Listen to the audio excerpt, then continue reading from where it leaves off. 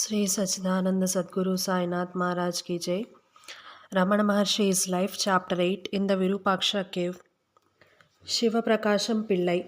Swami, who am I and how is salvation to be attained? Sri Ramana. Be incessant inward inquiry, who am I? You will know yourself and thereby attain salvation. The simple life in the Virupaksha cave. Soon after his mother and his brother returned home, Sri Ramana left Pavalakunuru and moved up the hill. He lived for a short time in the Sadguru Swami cave on the southeastern slope, then in Namashivaya cave. He finally settled down in Virupaksha cave where he remained from 1899 to 1916. The Virupaksha cave is quite large and is about 330 feet above the Arunachaleshwara temple on the southeastern slope. The inner part of the cave contains the remnants of Saint Virupakshadeva, who performed several acts of penance there in the 13th century. At the time Ramana took up abode there, nobody felt responsible for the Virupaksha mat and Virupaksha mutt, and the cave was empty. There was a lawsuit in progress between two different groups who both claimed possession of and the income from the mutt. But as no decision has yet been made, nobody was caring for it. The issue of possession was in fact only resolved some years later. At the following Kartikai festival, the successful litigants came up to the cave and started charging a fee to visit it. So, access to the Swami who lived there suddenly became conditional upon payment of a fee, although he himself was not informed of the matter. As large numbers of people were now coming up to see him, quite a few had to go away disappointed when they were told they had to pay. When Ramana heard about this practice, he left the cave and sat down under a tree. Those collecting the fees then declared this place also to be an outer area belonging to Mutt and continued to demand money from all those who wanted to approach him. He had no alternative, therefore, but to go away. At first, he lived in Sadguru Swami cave, which was lower down, then in another cave. Consequently, the Virupaksha cave was no longer a source of revenue. The owners of the cave finally understood that they could not misuse the young Swami for their own purpose. So they gave up the fees they had collected and asked him to continue to live in the cave. As a result, Ramana returned and stayed there until 1916. In winter, Virupaksha was a fine lodging, but not so in summer, when the adjoining riverbed dried up and there was not the slightest breeze. In addition, as there were almost no trees, the cave was exposed to sun, so that it became unbearably hot. A little higher up the hill, at the foot of a mango tree, there was a cave known as the Mango Tree Cave. The nearby Mulaipal Tirtham always had a supply of clean water. The first time Ramana had seen it, it had been uninhabitable. But since then, two brothers had removed the overhanging rock, had built a small wall with a door, and had made the cave inhabitable. They asked the Swami to use it, so he used to spend the summer months here. Life at Virupaksha cave and Mango Tree cave was rich in privations but carefree. As Ramana himself stated, Palani Swami asked me to copy out and give him some stanzas of Shankara, but where were notebooks or paper with us at the time? I collected every scrap of paper I could, stitched them together into a notebook, wrote out the stanzas, and gave them to him. At that time, we had nothing but a pot. We did not even have a towel. In the early days of our stay in Virupaksha cave, Palani Swami alone had a towel to wrap around him. The cave had no iron doors then. It had a wooden door with a wooden latch. We would fasten it from the outside with a small stick, go around the hill, wander hither and yon, return after a week or 10 days, then open the door with the help of another stick. That was our key at the time, no need to keep it anywhere. This notebook was the only article we took with us. As Palani wore a towel, he used to fold the book and tuck it into his waist. That was enough for us. Taken from Bhagavan Sri Ramana, page 47. Years later, this outer poverty had hardly changed us all. It is reported that Ramana had a single towel which was full of holes and which he used to both dry himself after his bath and for the kitchen work. He used to hide it carefully so that nobody would catch sight of it. One day, however, when despite his efforts it was discovered, his followers at once started to look for some new towels. His loincloth was also in poor state. My kaupina got torn. I do not usually ask anyone for anything. Bodily privacy has however to be maintained. Where could I get a needle and thread available to mend the kaupina? At last, I got hold of a thorn, made a hole in it, took out a thread from kaupina itself, put it into a hole, and thus mended the cloth. And so as to hide the place where it was mended, I used to fold it suitably before putting it on. Time passed like that. What did we need? Such were those days. Taken from Nagamma Letters, page 50 FF. Sri Ramana never wore shoes, not even during the hottest months. Rangan, a former classmate, reports, when Bhagavan and I climbed up to the top of Arunachala, a thorn pricked my foot. Noting that I was lagging behind, Bhagavan removed it. A few yards later, a big thorn pricked his foot. When I looked at his foot, there were so many unremoved thorns in it. Then I examined the other foot, but the position was not different. Which one will you remove, the new thorn or the old ones? He queried. He broke the thorn by pushing his foot to the ground and started walking again. Taken from Unforgettable Years, page 43. There was no cooking in the Virupaksha cave. Visitors used to bring milk, fruits, cake, and other food.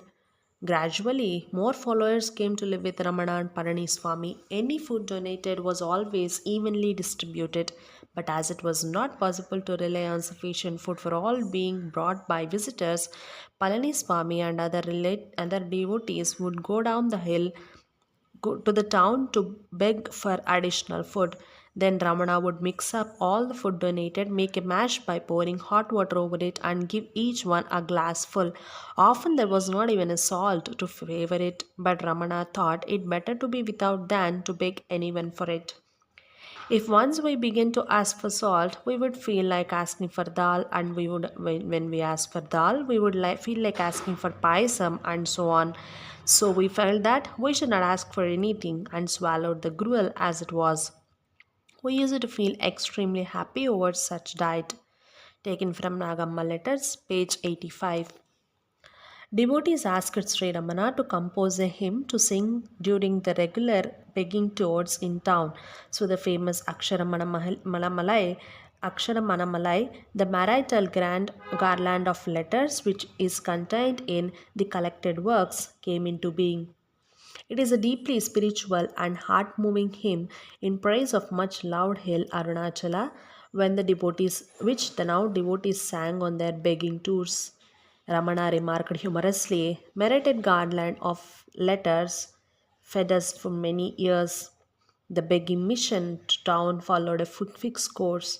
At least four of Ramana's devotees started on their way, announcing their arrival to the inhabitants by blowing their conches. They then went through the street singing and collecting what was given to them.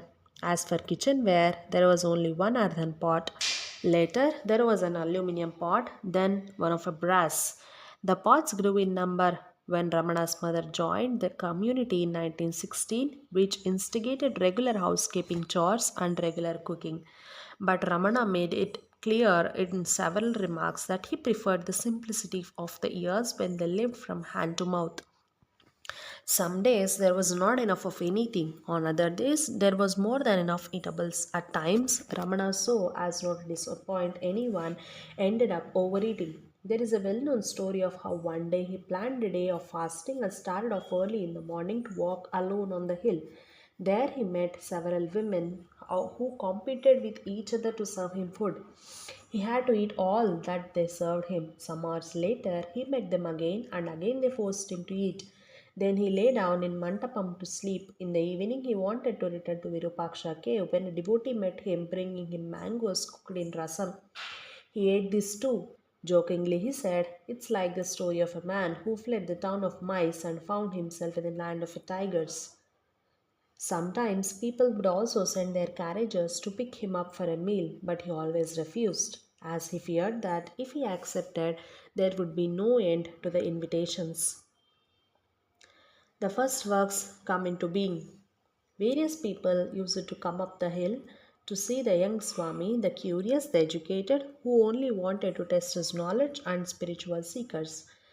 Simple folk, children, even animals, all would come. Increasingly, visitors with spiritual questions came to have their doubts cleared and to have spiritual scriptures explained.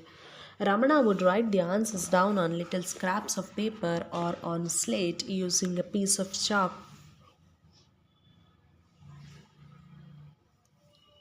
a piece of chalk as at the time he was not talking. One of Ramana's earliest disciples was Gambhiram Seshaya, who worked at municipal office overseer at Tiruvannamalai.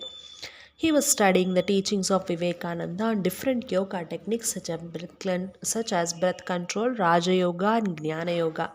As there were parts he did not understand, he used to bring his books and explain his difficulties. Ramana glanced over the books and answered the questions by writing down the essence of teachings in simple Tamil on small scraps of paper. So over time, Seshaya found himself the owner of a large bundle of scraps of paper covering the years 1900 to 1902. He copied the answers given into a small notebook. When Seshaya died in his late 20s, the booklet was found in his belongings. His elder brother made it available to Ramanashramam. It was eventually published as the earliest work of Sri Ramana with the title Vichara Sangraham, Self Enquiry, which is also included in the collected works. Another of Sri Ramana's disciples was Siva Prakasham Pillai, a philosopher who was employed in the revenue department. In the many books he had studied, he could not find the answer to his existential quest, who am I? In 1902, he came to Tiruvannamalai for the first time on official duties. He heard about Swami He heard about Swami on the hill, visited him, and asked him the burning questions that were troubling him. Again, the answers were written down by Ramana on the floor or with chalk on his slate. Afterwards, Siva Prakasham Pillai made notes of the questions and answers from the memory. In 1923, he published them under the title Nan Yar, Who Am I, which is again found in the collected works. Nan Yar starts with the following introduction. As all living beings desire to be happy always, without misery, as in the case of everyone, there is observed supreme love for oneself, and happiness alone is the cause for love. In order to gain that happiness, which is one's nature and which is experienced in the state of deep sleep, where there is no mind, one should know oneself. For that, the path of knowledge, the inquiry of the form, who am I, is the principal means. Taken from Collected Works, page 39. In the following passage, Sri Ramana explains in greater detail what is meant by the quest and how it should be undertaken. See also chapter 18. What was explained by Sri Ramana to his early disciples in his first works when he was barely more than 20 years old has remained unchanged over the years. Above all, Nanyar contains the essence of what Ramana taught throughout his life. When newcomers used to arrive at Ramanashramam and ask him about his teachings, he would point to this booklet. He insisted that it should be sold so cheap that even the poorest could afford it. It must be stressed that Ramana himself never felt moved to formulate his teaching of his own accord, either verbally or in writings. His writings, of which there are few, came into being as answers to questions asked by his disciples or through their urging, with the exception of a few hymns, which were his own initiative. Ganapati Muni. Ganapati Shastri, also called Ganapati Muni, Muni means the wise, the scholar, the saint, was the most famous and and erudite of Sri Ramana's disciples. He hailed from Andhra Pradesh and was a Brahmin. In his youth, he had already written literary works and could speak and write Sanskrit fluently at the age of 14. When he was 22, he took part in a meeting of learned Sanskrit scholars and writers. He was awarded the title Kavya Kanta, one from whose throat poetry arises spontaneously because of his virtuosity in poetical improvisation.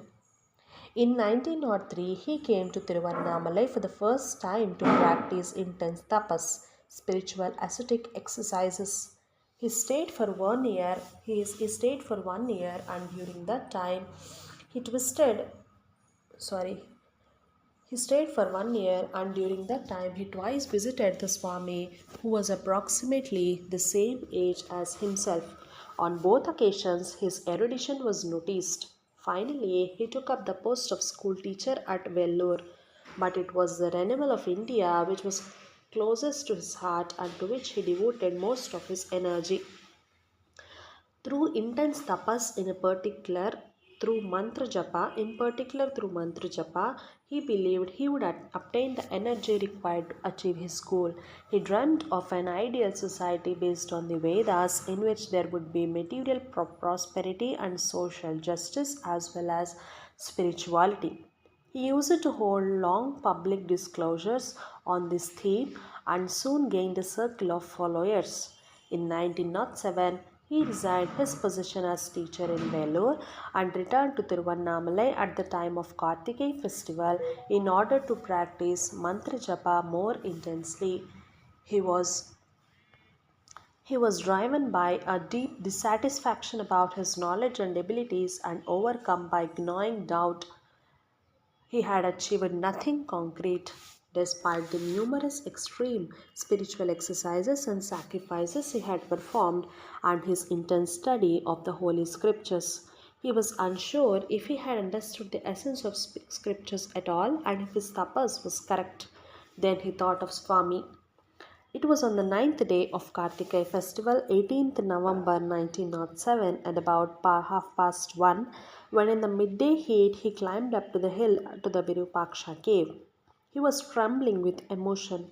The young Swami was seated alone in front of his cave. Although, because of the festival, there were crowds of people everywhere, there was nobody at all near the Swami. Even Palani Swami was not there. Ganapati Muni fell prostrate on the ground, grasped Sri Ramana's feet with both hands, and uttered trembling.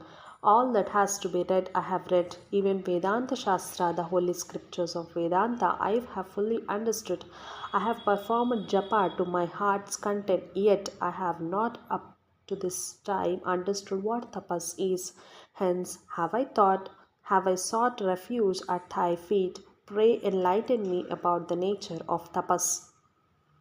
For 15 minutes the Swami kept silent and looked at Ganapati, who sat at his feet full of expectation. Then he answered, if one watches whence this notion of I springs, the mind will be absorbed into that. That is tapas. If a mantra is repeated and attention directed to the source whence the mantra sound is produced, the mind will be absorbed in that. That is tapas. From Narasimha Swami Self Realization, page 89 FF. The source of mantra is not primarily the vocal organs, but rather the mind, which creates the idea of the sound and whose source is the self. This was the first time that Sri Ramana gave a verbal answer to a question. Until then, he had kept silent and had always written the answers down. It is remarkable how he led the mantra practice of his new disciple back to the method of self inquiry. For Ganapati Muni, this was a real revelation. His heart was filled with ecstatic joy and he meditated at the feet of his new master until the evening. The following day, Ganapati Muni wrote full of enthusiasm to his family and disciples. I have found my master, my guru. He is the sage of Arunachala known as Brahmana Swami. He is no ordinary Swami. He is a great Shir, a mighty spiritual personality. To me and to you all, he is Bhagavan Sri Ramana Maharshi, elevated great Sri Ramana. Let the whole world know him as such. Let the whole world know him as such. From that moment on, Swami became known as the Maharshi, Bhagavan, or simply Ramana. Ganapati Muni and his followers made Sri Ramana known to wide circle in India. At first, Ganapati Muni stayed with the Maharshi and lived close by in the mango tree grove where he practiced his tapas. Over the next 3 weeks, to express his gratitude, he wrote a hymn of 1,000 verses in praise of goddess Uma or Shakti, the divine mother of the universe, whom he venerated above all others. From January to March 1908, he stayed with Ramana and a number of disciples in the Panchaiman temple. There, the recently finished masterpiece of Thousand Verses to Uma's Hasram, was solemnly recited. Ganapati Muni strove earnestly to deepen his meditation and to practice self inquiry as the Maharshi had taught him. But he still believed in his mission to renew India and also in the effectiveness of mantra japa. So he once again felt restless and drawn to leave. At the end of March, he went to Sri Ramana and asked him in parting, "Is the seeking of the source of I thought sufficient for the accomplishment of all my aims? Or is mantra dhyana, mantra meditation needed?" Ramana answered, "The former would suffice." Then he gave him the following advice for his future life: "Place your burden at the feet of the Lord of the universe, who is ever victorious and accomplishes everything. Remain all the time steady fast in the heart, in the transcendental absolute. God knows the past, present, and future. He will determine the future for you and accomplish the work. What is to be done will be done at the proper time. Don't worry. Abide in the heart and surrender your acts to divine." From Shankaranarayana Bhagavan and Nayana, page 14. First, Ganapati Muni returned to Tiruvattiyur near Madras, where he used to live. There, the world of learning reserved for him as an enthusiastic reception. Then he withdrew to Ganapati temple to practice his spiritual exercises, where he one day had a strange experience. It was the 18th day of his tapas when he had a vision of Maharshi, who suddenly came and sat near him and placed his hand on his head. He felt a strong stream of energy flooding through his body. It is an interesting that at the same time Ramana also had a strange experience which he later described to Ganapati Muni as follows. "I lay down, but I was not in samadhi. I suddenly felt my body carried up higher and higher till all objects disappeared and all around me was one vast mass of white light. Then suddenly the body descended and objects began to appear. The idea occurred to me that I was at Tiruvattiyur. I was on high road which went along. On one side and some distance removed from it was Ganapati temple. I went in and talked, but what I said or did I do not recollect. Suddenly I woke up and found myself lying in Virupaksha cave." From Narasimha Swami, Self Realization, page 94 FF. Ganapati Muni spent his whole life moving around and was often accompanied by his wife Visalakshi, who also led a spiritual life. At many places, he gave lectures about Sanskrit literature and explained his ideas on social reforms, which he considered to be very progressive, gave interpretations of the Vedas, spoke about spiritual matters, and was invited to various events as he was very much in demand as a speaker, but again and again he would withdraw to Tiruvannamalai for short periods. On these occasions, he would mostly live in the mango tree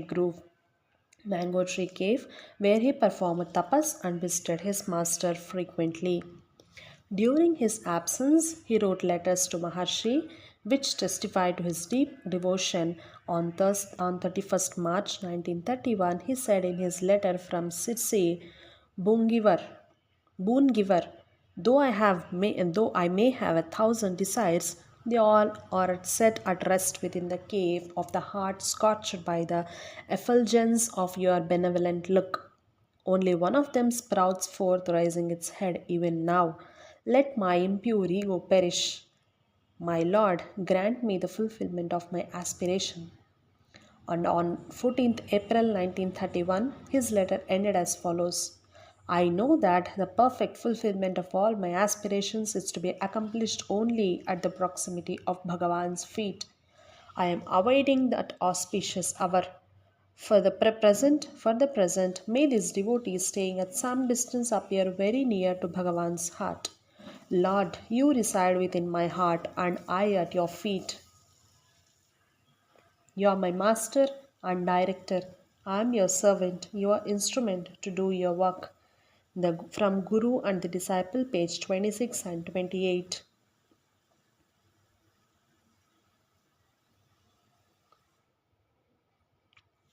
The relationship between them remained close all their lives.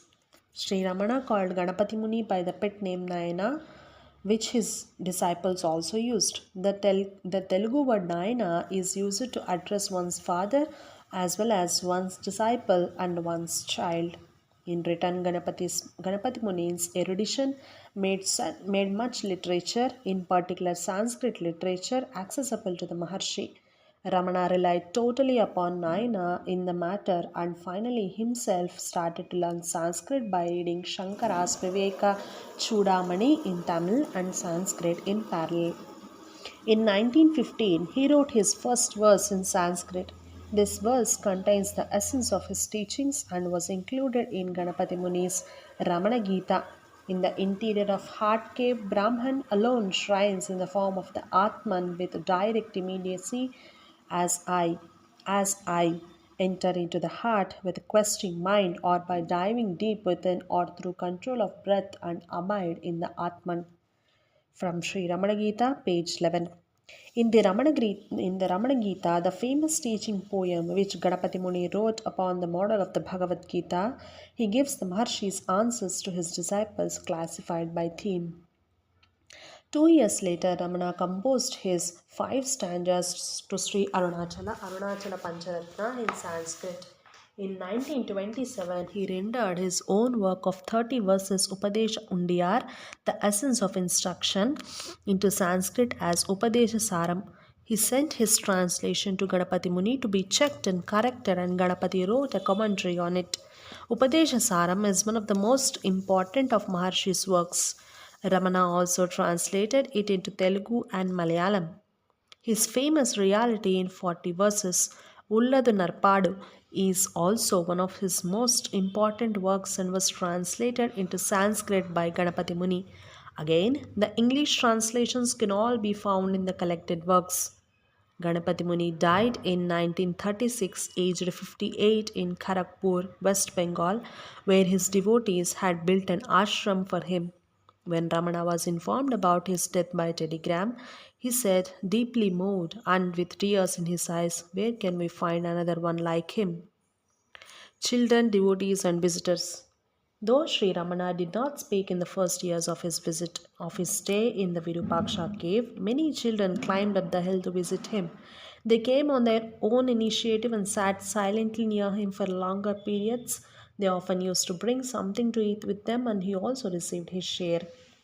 Sometimes they brought their dolls and played at weddings. For the yearly light festival Deepavali, they brought crackers and Ramana set them off together with them. He also played marbles with the boys. In the meantime, new followers had joined Sri Ramana. Amongst them was Echemmal, a simple woman who had lost her husband and both her children, which had made her life unbearable. Someone told her that a young saint was living in Tiruvannamalai. She immediately undertook the journey to see him. She stayed in his presence for about 1 hour without a word being spoken. She felt the mental anguish vanishing until the pain disappeared, to be replaced by inner peace. She settled down in Tiruvannamalai and took a oath that she would only eat after she had served her master. From 1907 onwards until her death in 1945, she brought him a meal every day. In 1908, as a boy of 12, T.K. Sundaresh Iyer had come to Ramana and remained faithful to him till the end. He writes in his reminiscences, had you seen him in those days, you would hardly have taken him for a mere human being. His figure was a statue of burnished gold. He simply sat and rarely spoke. The words he spoke on any day could easily be counted. He was an enchanting personality who shed a captivating luster on all, and a life giving current flowed from him, charging all those nearby while his sparkling eyes irrigated those around him with the nectar of his being. And yet, one day the young man was finally overcome by doubts. One day I wondered why I was sitting him at all, why I was visiting him at all. What was the use? There seemed to be no inner advancement. Going up the hill was meaningless toil. I decided to end my visit on the hill. For 100 days exactly, I did not see Bhagavan. On the 101 first day, I could suffer no longer, and I ran to Skandashramam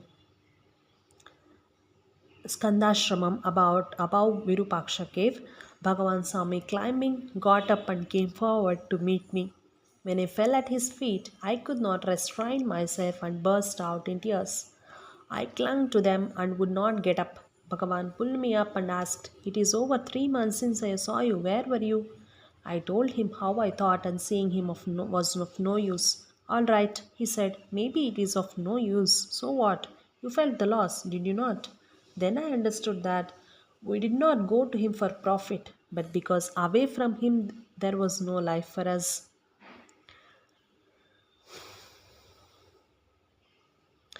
From Humphrey's Glimpses, page 15.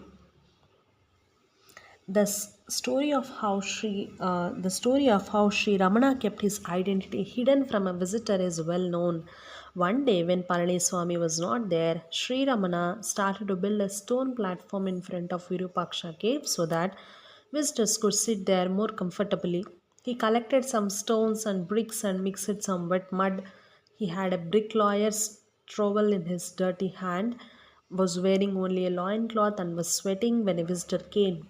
He asked him where the Swami was, but Ramana answered, Swami had just gone out somewhere. The visitor waited, but as no Swami returned, he went away without having achieved what he had come for.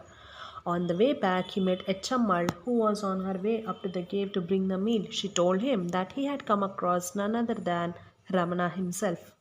Later, Echammal asked Ramana if it was right for him to give the visitor such wrong information, but Maharshi replied, "Do you want me to go about with a bell round my neck, announcing I am the Swami, or have a label on my forehead that I am the Swami?" There are some other instances in which Ramana denied himself. Sannyasis and sadhus.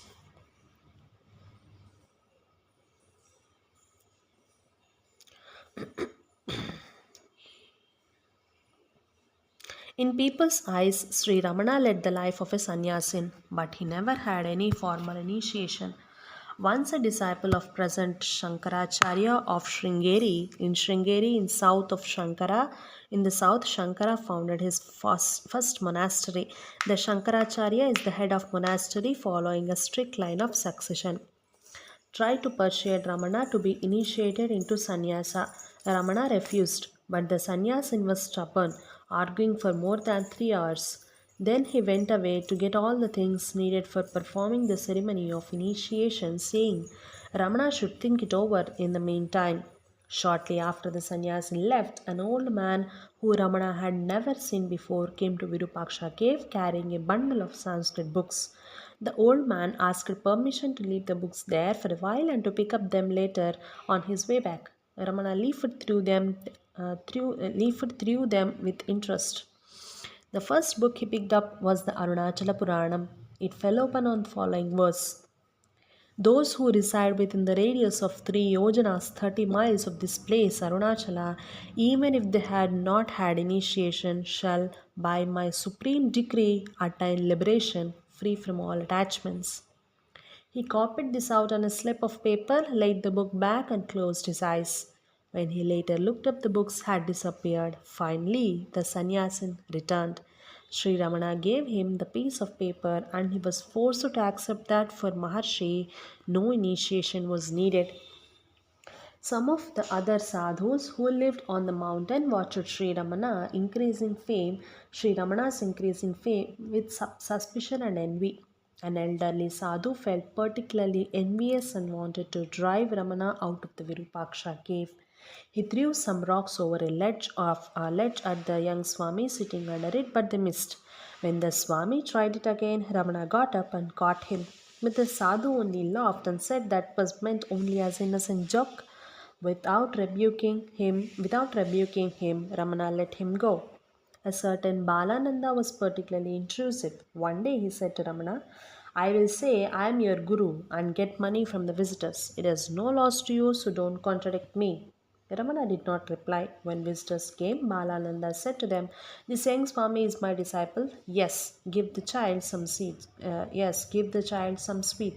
Once Balananda sat beneath Ramana and gazed steadily into his eyes in order to put him to Nirvikalpa Samadhi without bodily awareness. But all that happened was that Balananda fell asleep. Ramana got up and went away with his disciples at the tortoise rock. In 1912, Ramana had a kind of second death experience. One around morning 10 a.m., he was on his way back from the temple. He was on his way back from the temple tank at Panchayamman shrine together with his companions, Palani Swami, Vasudeva Shastri, and others. There they had taken an oil bath. The sun was now burning hot, and the ascent to Virupaksha cave was causing additional strain. When they when they come near the tortoise rock, which is a huge boulder on path, Ramana was suddenly overcome by a bodily weakness. He supported himself against the rock. His skin turned dark and his companions thought he was going to die. Vasudeva Shastri reports, while all else stood at a distance weeping, I suddenly embraced him. I was a bachelor at the time and had the liberty to do so. No one else used to touch Swami's body. He was in that state for about 10 minutes, I think, and then gained consciousness. I jumped about with joy. Why this weeping? You thought I was dead. If I am to die, will I not tell you beforehand? Bhagavan said, consoling us. Ramana described his experience as follows. Suddenly, the view of nature in front of me disappeared and got covered up like a sheet of white cloth. All around me was the view of a white cloth. My head was reeling. The circulation of blood and beating of the heart stopped, and my body began to get dark in color, same as what happens to a dead body. And as that slowly increased, Vasu thought I was really dead and began to weep and embraced me. The change in my body's color was his embrace, the shivering of his body, and the talks of others around me. I was conscious of all these. I was also conscious of my hands and feet together getting chill and the stopping of the beats of my heart, but I had no fear in me. The flow of my thoughts and consciousness of myself were not lost. I was not worried about my body's condition. I sat cross legged in the Padmasana pose, lotus seat. I was not leaning on the rock behind. The circulation of blood stopped, but the sitting posture remained intact. All that lasted for about 15 minutes. Suddenly, energy permeated throughout my body. The circulation of blood and the beating of heart commenced. The black color of my body disappeared. I began to perspire profusely from all pores in my body. I opened my eyes, got up, and said, come on, let us go. We then reached the Virupaksha cave without any further incidents. From both reports in Nagamma letters, page 121 FF. It is possible that this event allowed Ramana's final transition to a normal outer life. One thing is certain, around this time his life started to follow a normal path again. This development had been gradual and had started to set in the years leading up to this event. He had started to react to visitors and had slowly started speaking again, although still very little. He ate and drank regularly and took care of his body. He performed all kinds of domestic work. He also craved many walking sticks, which he then gave away, and likewise spoons and cups, which he carved out of coconut shells and then polished so long that they started to shine. He developed a good deal of practical ability in daily life, became an extraordinary good and painstaking cook, a talented architect, and in all that he did was extremely economical and tidy. Increasingly, his life followed a precise timetable in which everything had its fixed place. Jai Ramana. Jai Sai Master.